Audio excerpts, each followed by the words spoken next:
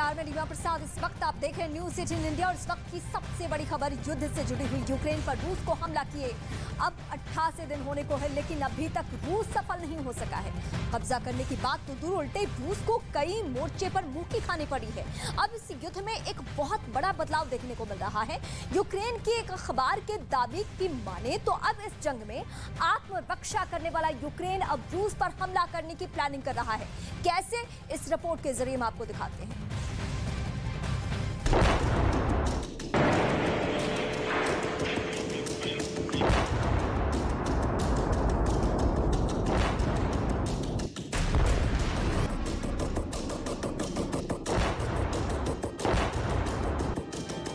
करीब 3 महीने की लड़ाई में अब तक रूस की सेना उतनी कामयाब होती नहीं दिखी जितनी उसकी ताकत है।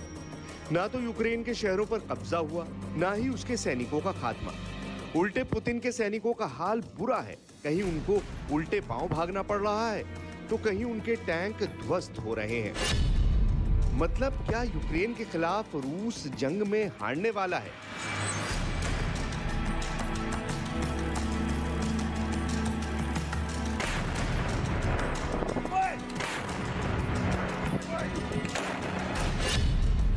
क्या युद्ध में पुतिन के सैनिकों का हौसला पस्त हो रहा है?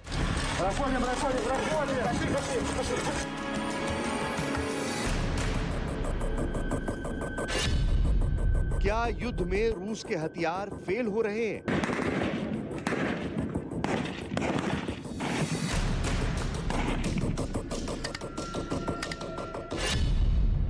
क्या आत्मरक्षा करने वाला यूक्रेन अब रूस पर हमला करेगा?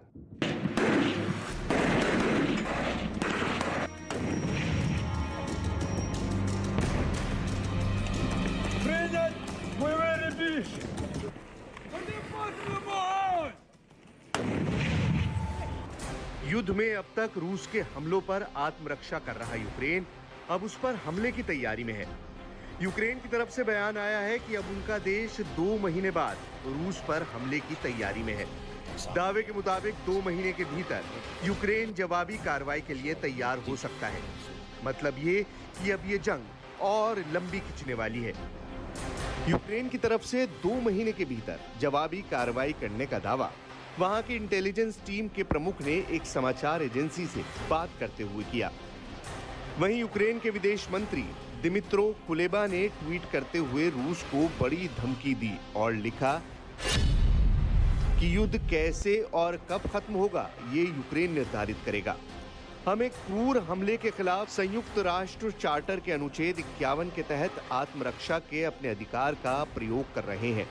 हमें किसी और की जमीन की जरूरत नहीं है, लेकिन जो हमारी है उसे हम नहीं छोड़ेंगे।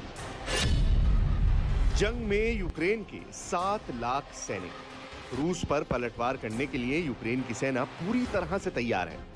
यूक्रेन की तरफ से दावा किया गया है कि रूस के खिलाफ करीब 7 लाख सैनिक मैदान जंग में हैं। ये भी रूस के सैनिकों को पस्त करने की बड़ी वजह है। Берегла і розвинула свій науковий потенціал. Звичайно, у час повномасштабної війни всі сили суспільства і держави можуть бути направлені тільки на захист. І це значні обмеження і для науки, і для культурної сфери, і для інших фундаментальних частин суспільного життя. Але такий गंभीर बीमारी से पीड़ित पुतिन। एक तरफ ज़ेलेंस्की अपने सैनिकों के हौसले बढ़ा रहे हैं, कई मोर्चों पर वो सैनिकों के साथ खड़े दिखे, तो वहीं जंग में पुतिन कहीं दिखे नहीं। उल्टे उनकी गंभीर बीमारी की अटकलें रूसी सैनिकों के उत्साह को कमजोर करती दिखी। दावा किया जा रहा है कि पुतिन किसी गंभीर बीमारी से पीड़ित है, जिसकी वजह से यूक्रेन पर हमले का सही नेतृत्व नहीं हो पा रहा है। जंग लंबी खिंचने से थके रूसी सैनिक। वहीं ब्रिटेन के अखबार डेली मेल ने दावा किया कि यूक्रेन के साथ जंग में रूस के सैनिकों का हाल इतना बुरा हो गया है कि वो परेशान होकर खुद को गोली मार रहे हैं। डेली मेल ने अपने दावे को सही साबित करने के लिए एक सैनिक के इंटरव्यू का हवाला दिया, जिसमें एक सैनिक ने बताया कि 2.5 महीने से यूक्रेन की जमीन पर जाकर लड़ाई कर रहे सैनिक अब मानसिक रूप से पस्त हो रहे हैं।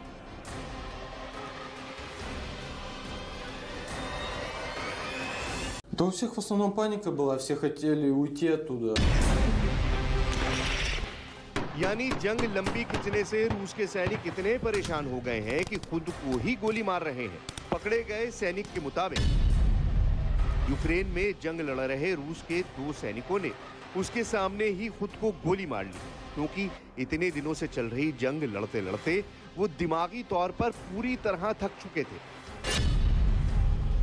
यूक्रेन की सेना का जबरदस्त पलटवार। जंग में पहले ही दिन से यूक्रेन के सैनिक झुके नहीं हैं। रूसी सेना पर यूक्रेन की सेना जबरदस्त पलटवार कर रही है। रूसी सेना को आगे बढ़ने से रोकने के लिए यूक्रेन के सैनिक हर संभव प्रयास कर रहे हैं। इसी वजह से उन्होंने रूसी सैनिकों के रास्ते में लैंड माइन्स बिछाई, ताकि रूसी सैनिकों के हौसलों को पस्त किया जा सके। रूस के रक्षा मंत्रालय ने इसका वीडियो भी जारी किया, जिसमें रूस की सेना रास्ते में बिछे लैंड माइन को सर्च करती दिखी। नेटो देशों के हथियार कारगर। जंग में यूक्रेन के सैनिकों के हौसले के साथ साथ नेटो देशों द्वारा भेजे गए हथियार भी रूस की सेना पर भारी पड़े। सबसे ज्यादा नुकसान अमेरिका के जैवलिन मिसाइल लॉन्चरों से हुआ है। मैन पोर्टेबल होने की वजह से इसे यूक्रेनी सैनिक कंधे पर रखकर कहीं भी ले जा रहे हैं और रूसी टैंकों को चुन चुन कर निशाना बना रहे हैं। अभी तक यूक्रेन जिस तरह से जंग में अड़ा है, उससे यही लग रहा है कि आने वाले दिनों में वो आत्मरक्षा के बजाय पलटवार करने से गुरेज नहीं करेगा।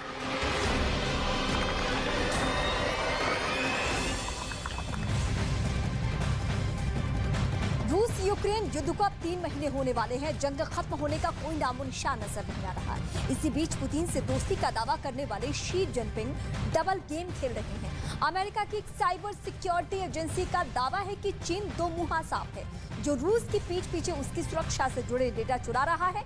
मतलब ये कि चीन रूस के मुंह पर कुछ और पीठ पीछे कुछ और है।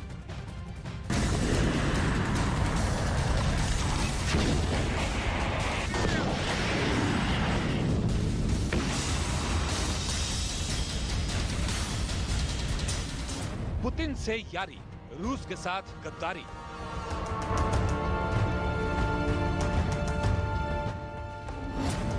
पुतिन से शी जिनपिंग का सबसे बड़ा धोखा।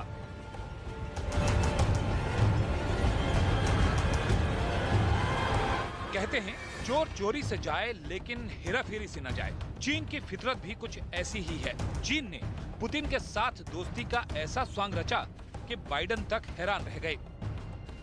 पूरी दुनिया यही मानती रही कि रूस की सबसे बड़ी मुश्किल घड़ी में चीन ही उसका सबसे बड़ा हमदर्द साबित हुआ, जिसने पूरे युद्ध के दौरान रूस का साथ नहीं छोड़ा। चीनी राष्ट्रपति शी जिनपिंग भी महायुद्ध के पहले दिन से ही पुतिन के साथ खुद को खड़ा दिखाने की कोशिश कर रहे थे, लेकिन अब जो रिपोर्ट सामने आई है उसने चीन के डबल गेम से पर्दा उठा दिया है। अमेरिकी Israeli software company cheque point की रिपोर्ट के मुताबिक चीन की ओर से रूस की जासूसी की कोशिश की गई। रिपोर्ट के मुताबिक रूस की पीठ पीछे चीन उसकी सुरक्षा से जुड़े डेटा इकट्ठा कर रहा था।